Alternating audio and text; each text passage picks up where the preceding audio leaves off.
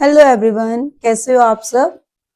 तो चलिए आज मैं शिवानी विशिष्ट आपके साथ एक नया चैप्टर, एक नया कंसेप्ट लेके आ रही हूँ जो है ट्रिग्नोमेट्री। ओके, तो जो ट्रिग्नोमेट्री है इस ये आपको पता ही है, जैसे आईसीएसई बोर्ड जो है उसमें नाइन्थ में भी दो चैप्टर्स हैं इसके, 17 और 18 चैप्टर ट्रिग्नोमेट्री रेशियोज का है और उसके आगे फर्दर उसके टेबल के बारे में प्रॉपर बताया जाता है।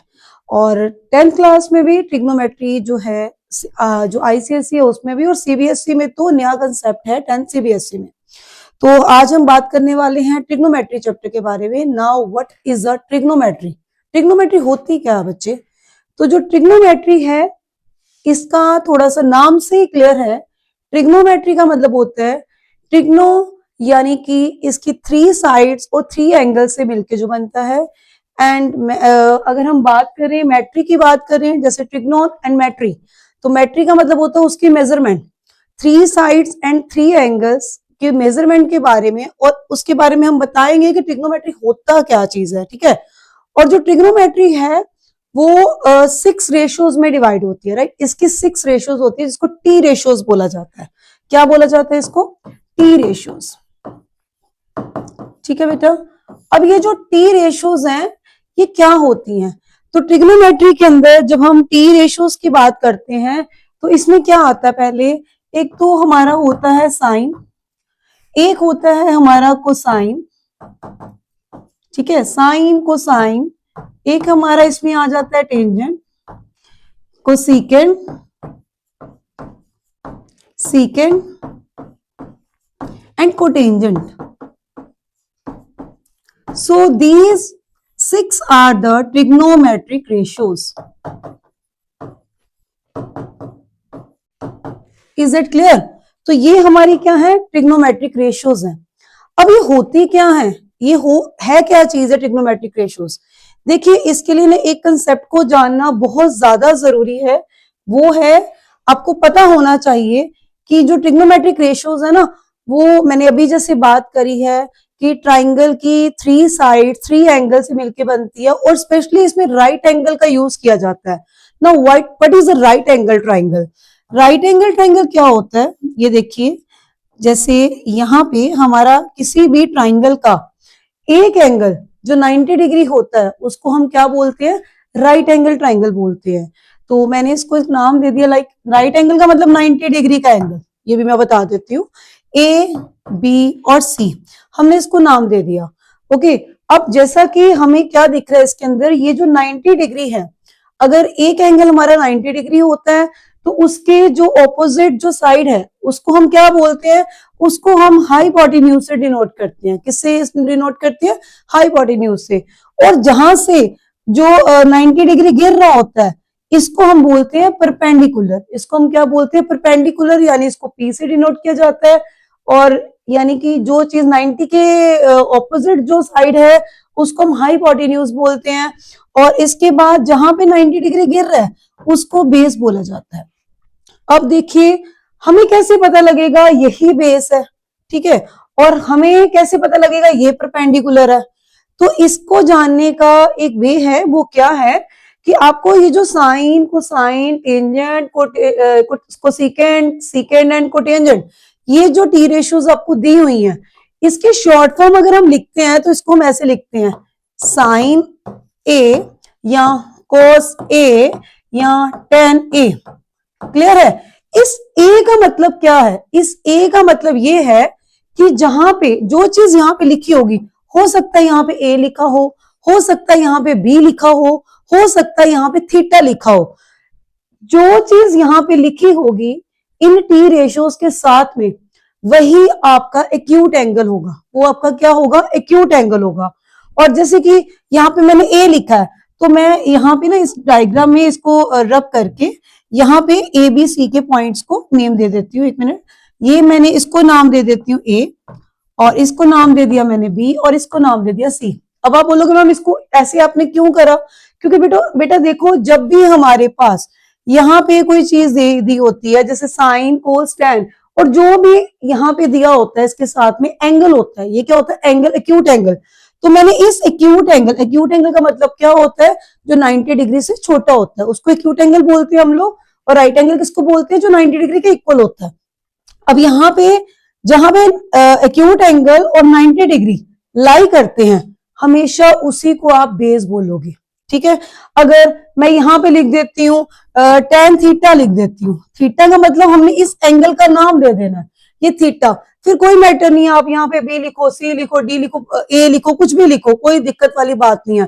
पर जो चीज इस टी रेशियोज के साथ, यानी कि जो भी साइन कोस टैन के साथ में लिखा होगा, उसी को हम लोग यहाँ पे एक्यूट एंगल बनाएंगे, क्योंकि एक्यूट एंगल और 90 डिग्री जहां पे होता है उसको हम क्या बोलते हैं, उसको हम बेस बोलते हैं। और जो राइट एंगल है उसके सामने वाली है, उसके ऑपोजिट जो भी साइड होगी उसको हम क्या बोलते हैं, हाइपोटेन्यूज बोलते हैं। और जहां पे 90 डिग्री, जैसे ये आपको पता है एक स्ट्रेट लाइन है तो ये 90 डिग्री होगी, इस चीज के बारे में सबको पता है। दूसरी बात, अगर हमारे पास, चलो ये हम डिस्कस करते हैं, अभी मैंने जैसे इसको ए ले लिया, ठीक है, मैंने इसका नाम क्या दे दिया, ए नाम दे दिया, तो मैं इसको ए के अकॉर्डिंगली ही लेके चलूंगी। क्लियर है। अब देखो यहाँ पे क्या होगा, साइन कोस टैन। तो साइन कोस टैन जैसे हमने यहाँ पे लिखा है, तो इसका ना एक बड़ा अच्छा सा रूल है जो मैं आपको याद करवाऊंगी, वो है पंडित बद्री प्रसाद हर हर बोल। तो this is a very good concept, जिसके थ्रू आउट आपको ये पता चल जाएगा कि P ओवर H का मतलब, यानी परपेंडिकुलर ओवर हाइपोटेन्यूज जो होता है वो साइन होता है, और इसके बाद बेस ओवर हाइपोटेन्यूज जो होगा वो कोस होगा, और जब भी हम tan की बात करते हैं तो वो परपेंडिकुलर ओवर क्या होगा, बेस होगा। तो लर्न कैसे करना है, पंडित बद्री प्रसाद हर हर बोल। और अगले उसको जानने के लिए हम बोलेंगे सोना चांदी तोल। सोना चांदी तोल का मतलब S मतलब साइन, चांदी यानी C यानी कोस, तोल मतलब टैन यानी कि T। तो क्या होता है, पंडित बद्री प्रसाद हर हर बोल, सोना चांदी तोल। तो इससे आपको बहुत इजीली पता चल जाता है कि साइन का मतलब क्या होता है, कोस का मतलब क्या होता है, टैन का मतलब क्या होता है। आई थिंक सबको क्लियर हुआ होगा। और इसके लिए 90 डिग्री का राइट एंगल ट्राइंगल होगा, और जो जहां पे राइट एंगल ट्राइंगल होगा या जहां पे 90 डिग्री और 90 डिग्री और एक्यूट एंगल होगा, वही बेस होता है। और जहां पे उस बेस के ऊपर जो लाइन स्ट्रेट लाई करती है वो 90 डिग्री की होती है, यानी कि परपेंडिकुलर होता है। और परपेंडिकुलर और जो हमारा ये बेस है उसके जो ऑपोजिट साइड होगी उसको हम क्या बोलते हैं, हाइपोटेन्यूज बोलते हैं। ठीक है जी। अब जैसे आप इतना तो आपको समझ में आ ही गया होगा। अब मैंने आपको साइन के बारे में बता दिया, कोसाइन के बारे में बता दिया, टेंजेंट के बारे में बता दिया, रही बात कोसेकेंट सीकेंट कोड की रहेगी। तो कोसेकेंट सीकेंट कोड को ना हम लोग लिखते कैसे हैं, इस तरह से लिख देते हैं। कोसेकेंट को हम लोग इस तरह से कोसेक बोल देते हैं, और जो हमारा सीकेंट होता है उसको हम सेक बोल देते हैं शॉर्ट फॉर्म में, और कोटेंजेंट जो होता है उसको हम कोड बोल देते हैं। और वैसे ही मैंने यहाँ पे ए लिख दिया। ए का मतलब यही है कि एक्यूट एंगल जो होगा वो ए पे ही होगा। और अगर मैं यहाँ पे लिख देती हूँ कोड सी, तो कोड सी का मतलब क्या हुआ, बताइए मुझे। कोड सी का मतलब एक्यूट एंगल कहाँ पे हो जाएगा, सी पे हो जाएगा। और जब सी पे एक्यूट एंगल होगा तो उसका मतलब क्या है, बेस क्या होगा आपका, ये जो बीसी लाइन है ये बेस होगी, क्योंकि जहां पे 90 और एक्यूट एंगल होता है उसी को हम क्या बोलते हैं, बेस। क्लियर है। चलिए इसके बाद आप देखिए हम जो नेक्स्ट इसका जो करने वाले हैं, यानी कि कोसेकेंट सीकेंट कोड क्या होता है।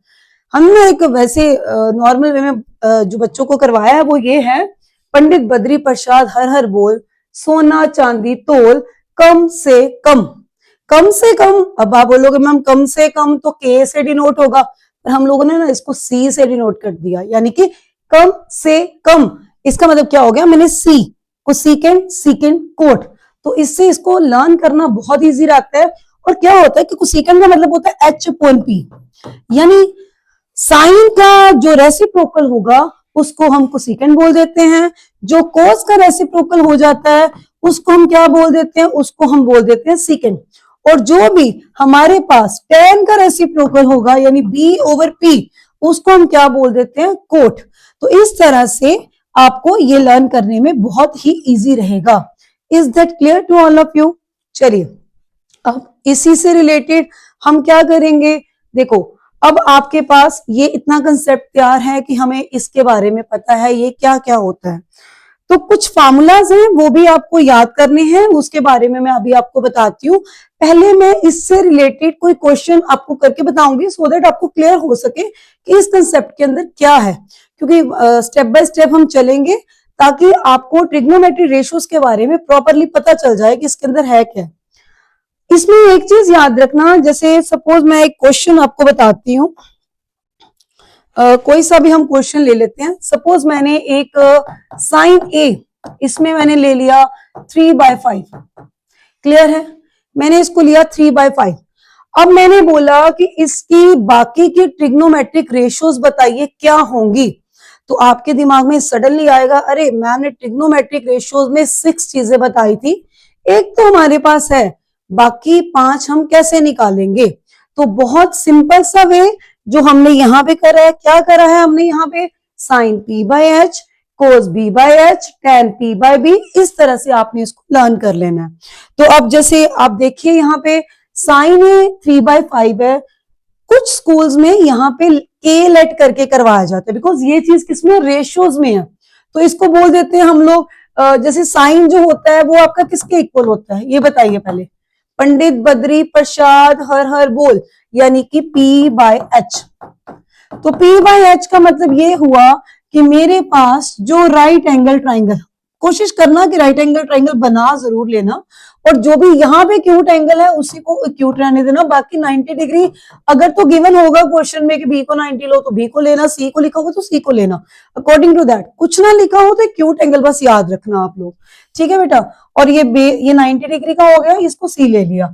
अब आपको साफ दिख रहा है कि अगर ए है तो ये क्या होगा हमारा, ए बी क्या हो गया, बेस हो गया, बीसी क्या हो गया हमारा, परपेंडिकुलर हो गया, एसी क्या हो गया हमारा, हाइपोटेन्यूज हो गया। क्लियर है, ये चीजें आप लोगों ने पढ़ी हुई हैं, आपको पता है कि परपेंडिकुलर क्या है, बेस क्या है, हाइपोटेन्यूज क्या चीज होती है, पर फिर भी हम लोगों को ये कंसेप्ट दोबारा से रिकैप्चुलेट करवाना पड़ता है सो दैट रिकैप में आपको चीजों के बारे में प्रॉपर पता चल जाता है।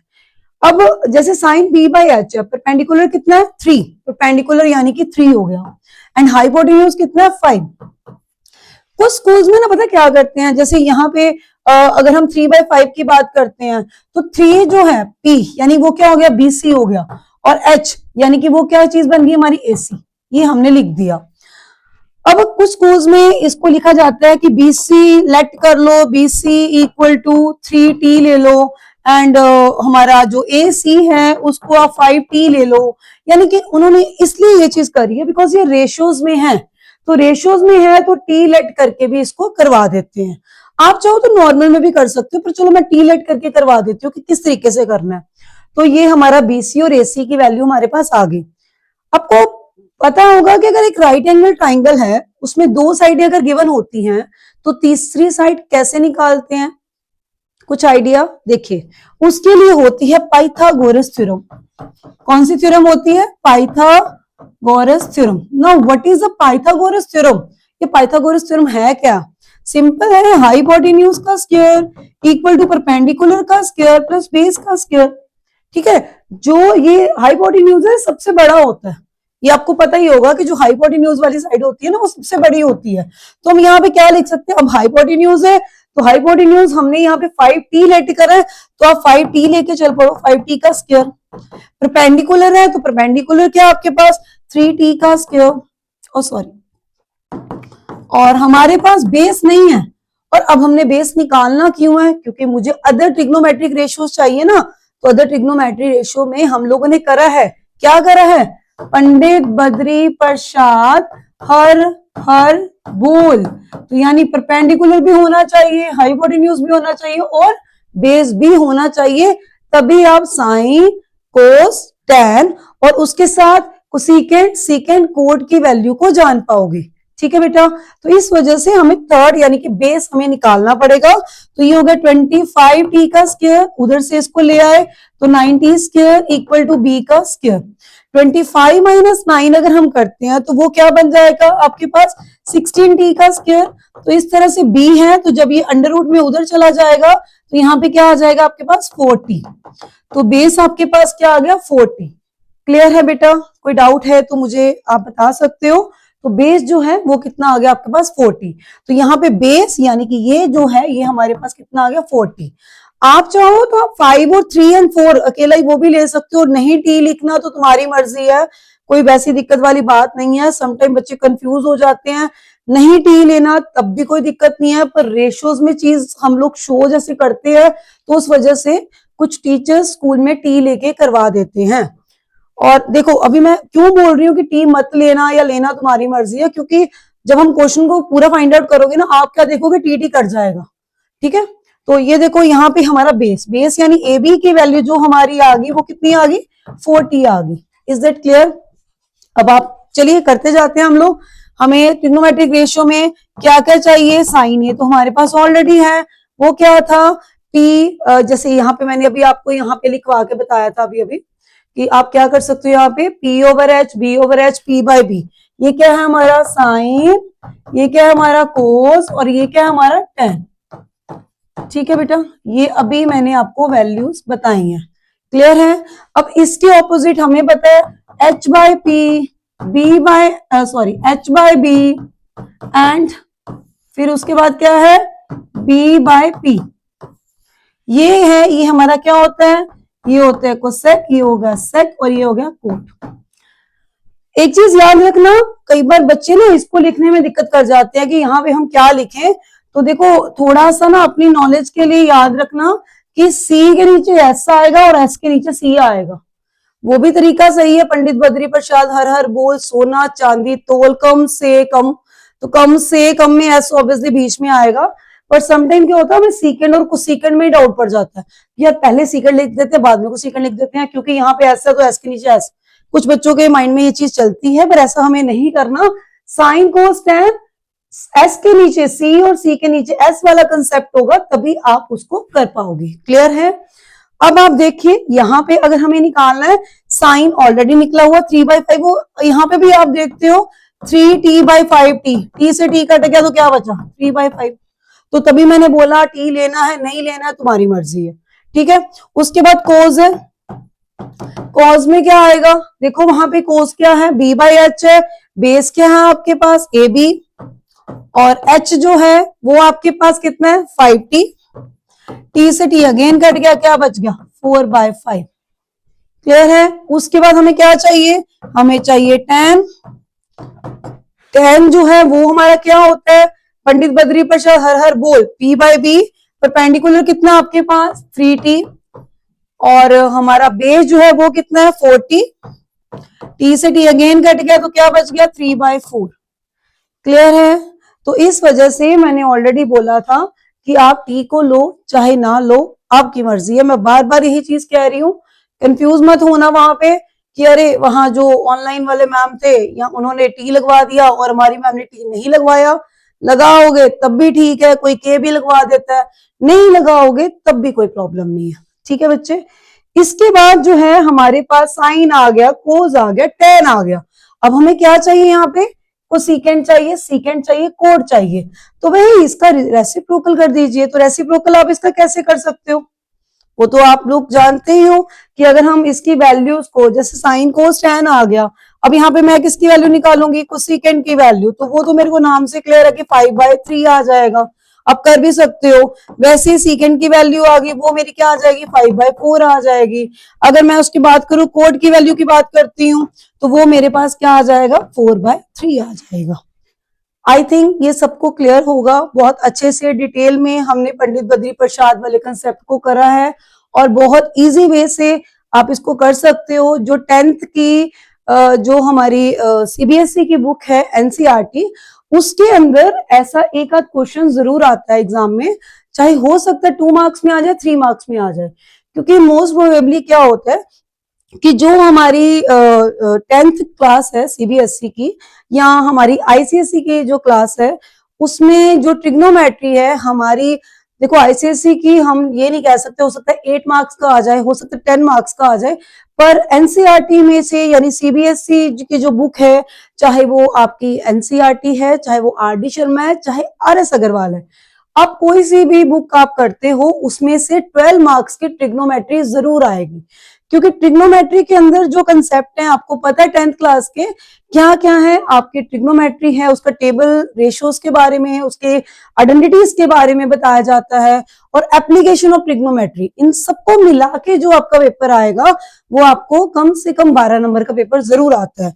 जैसे आप अपनी हेल्प के लिए अरिहंत की बुक है, आप इसको यूज कर सकते हो, मार्केट में ओसवाल की बुक भी अवेलेबल है, आप उसको भी यूज कर सकते हो। आपके लिए ये बहुत ज्यादा जरूरी है कि अभी जो एग्जाम डेज चल रहे हैं पहले आप अपनी एनसीईआरटी पे फोकस करिए, उसके बाद आप इन सैंपल पेपर्स पे फोकस करिए, और इससे क्या होगा आप बहुत अच्छा स्कोर कर सकते हो।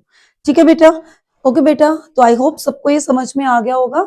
ठीक है, तो कल हम मिलते हैं नए कंसेप्ट के साथ जो है ट्रिग्नोमेट्री टेबल, और टेबल में मैं आपको प्रॉपर टेबल भी सिखाऊंगी और आइडेंटिटीज भी आपको करवाऊंगी। Okay, thank you so much बच्चा, और please like share and subscribe my channel. Thank you, bye bye, take care.